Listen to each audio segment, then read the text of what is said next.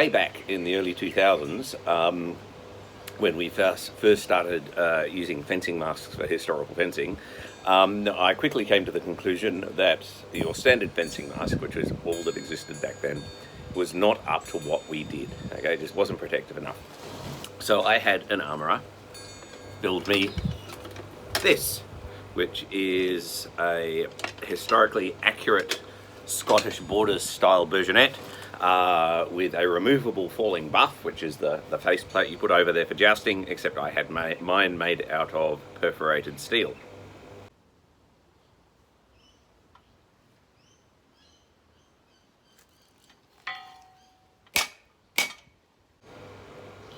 And it's a very cool piece. Now, a few years later, I was at the Western Martial Arts Workshop and wandering around the merchant's tent on the first night, just when they were setting up, and a chap named Terry Tyndall, otherwise known as that guy from That Guy's Products, put one of these on his stand. And I thought, that's freaking brilliant. How much of this funny green money do you want? I will take that. And he said, sorry, that one sold, but you can have the next one. So I got probably the third one he ever made. Now, I've had it for a long time. It is getting a bit ratty. I've lost some screws and a few of the washers from the bib and that kind of thing. But nonetheless, it has been a fantastic piece of equipment. It has saved me from things that would have crushed a normal fencing mask.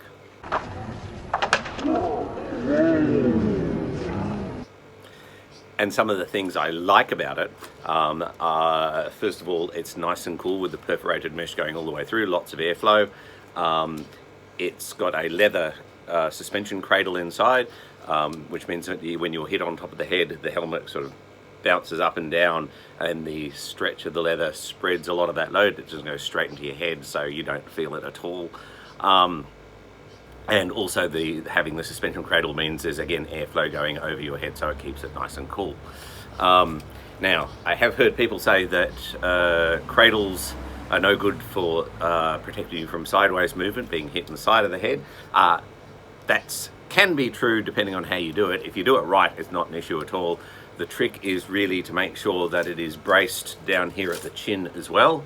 So you've got the cradle and the chin, and you've got a little bit of squishy padding either side of the head along the temple there, just to help with that, and then it doesn't move sideways at all. That guy's helmet is bloody fantastic. Now, that does you guys no good at all, because that one was a custom piece, and Terry has left the mask making business, so he's no longer making those. However, there are 3 options that I know of for steel fencing helmets. So we're going to do a little bit of a review of what is currently available and what the people who own them think about them.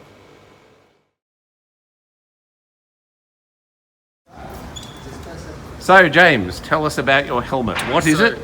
This is, I think it's called the Fiore, I got notes. Fiore sparring helmet from Windrose Armory. This is the mild steel version. There's also a stainless steel version, but I wanted to paint mine, so I went for the mild steel, a bit cheaper. Yep. They also have a different, more like a fencing mask type, sort of smaller holes pierced visor as well. I think this is like water jet, I think it's called. It was 425 USD. Plus I had to buy, and I don't remember how much it was, but I had to buy a kit for strapping, and it wasn't much. Kit for strapping and padding. Hopefully you can see in there. Yep. Which was a little bit extra. And I had to install it myself. But I've had it for about a year now, and it survived pretty well, considering I put it together.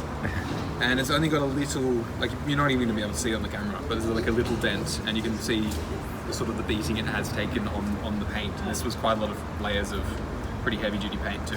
Yeah, cool. So it's held up well. So is it a cradle or a padding on the inside of the head? That is padding. Right. It's padding, yeah. And I do it myself, so you could do your own cradle if you wanted to do your own cradle stuff. Okay, how does it cope with sideways blows to the heads?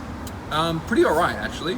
I haven't had any issues with it going into I think I need to tighten this up a little bit, because it does have a bit of rock, but that's really up to how you do the padding and the chin strap. And what's it like being hit in it? Very noisy, but I have earplugs that completely nullify like concert earplugs, completely nullify the ringing, because it's just a big bell, basically. And then they don't have anything inside to dampen it, so it's sort of up to you to have earplugs or get something in, whatever. Okay, so compared to a normal fencing mask, what would you give it out of 10? What if the normal fencing mask is about 5? Yeah. For me personally, because I kind of like the aesthetic and it's a bit of fun, maybe like a 6 or a 7. But it is, you don't really take it off. You can open the visor, but it's a real pain like to take back on and off because you have to do the full. Put it on and show us the visor open. Sure. I look a little bit like I'm out of Monty Python and the Holy Grail, I have to admit. But it's sort of slow to put on as well. And without the earplugs, I will go deaf if someone hits me. But that's without putting the strap on, so it takes a little bit longer to get the strap on properly. So the visor, I look really cool. Awesome. Thank you. So Greg, what sort of helmet have you got? I have a Horsebows mask, which is the same model that used to be made by that guy's masks. It's now made by Horsebows out of the US. It cost me about $500, including postage and everything. It has a full suspension system on the inside, all perforated steel, lots of choices, how far down this comes, whether it's pointy or that kind of thing. Yep. So did it come assembled, or did you have to put all the strapping in yourself? Came 90% assembled, so I had to do some more hole punching, a couple more little rivets and stuff, but pretty much there. Had to add the padding in the inside, the padding just inside the suspension to stop the sideways movement.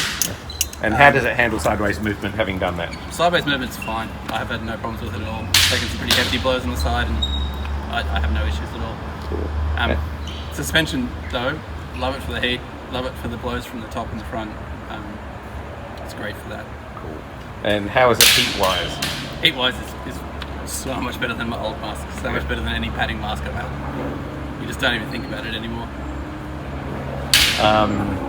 Anything else you want to say about it?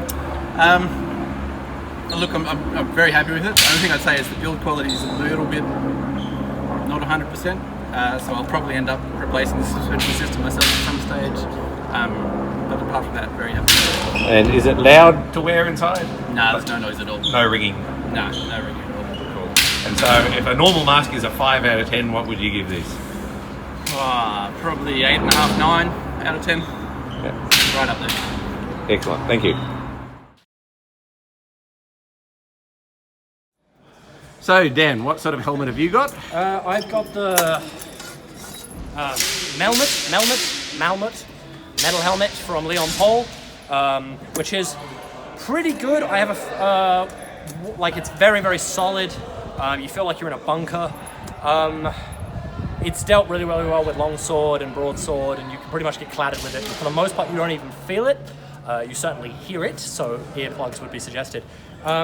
If you look at the design, it integrates really nicely. The back of the head comes up. You've got this little tail, avant-garde or whatever it's called, that covers sort of the in between your shoulder blades there. There was some concern about this being too spiky, but you cannot for the life of you stab yourself with this, so I wouldn't really worry about it.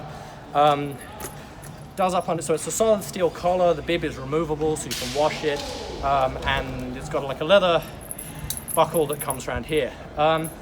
The visibility is fine. You can see perfectly well. It's not a problem. I have a few complaints. One, it's really, really hot, but I suppose that's sort of what you would expect.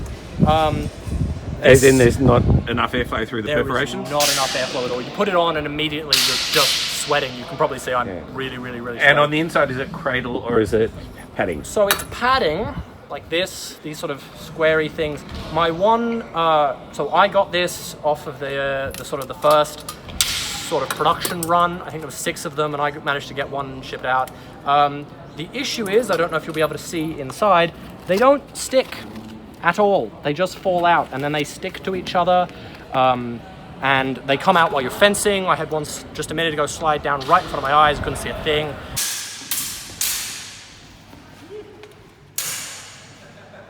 I've had it out to Leon Paul. I've had a chat to Leon Paul. Apparently that's not how they were supposed to be put in. They were supposed to be big strips of Velcro all the way through, so they would just stick directly to it. I'm gonna have to fix that myself. They've offered to give me some sort of gift cardy thing, but really, frankly, that's a real big issue. The fact that I can't really use it super well at the moment.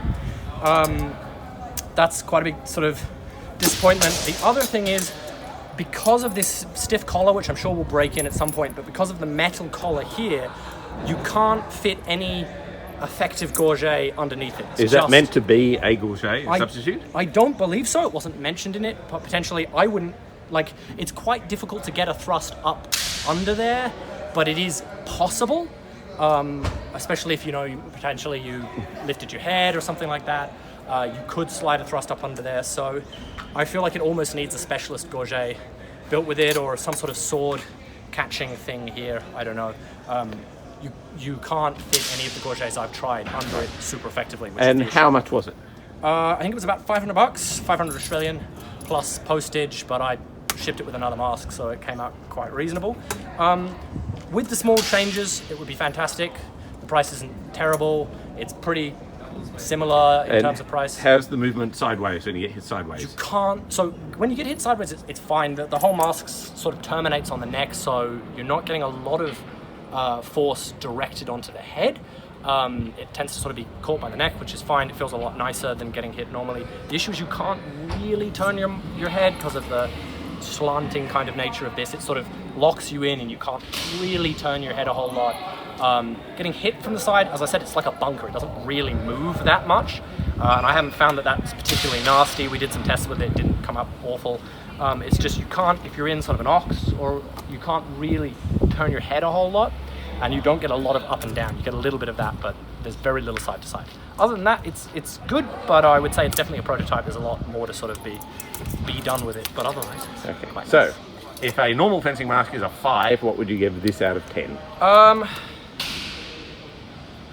Probably a 6.5, maybe a 7. Once it's finished and once all the issues are worked out and all the kinks are solved, I think it'll be up 8.5, 9, because it is fantastic. It can just take longsword. You're not even worried.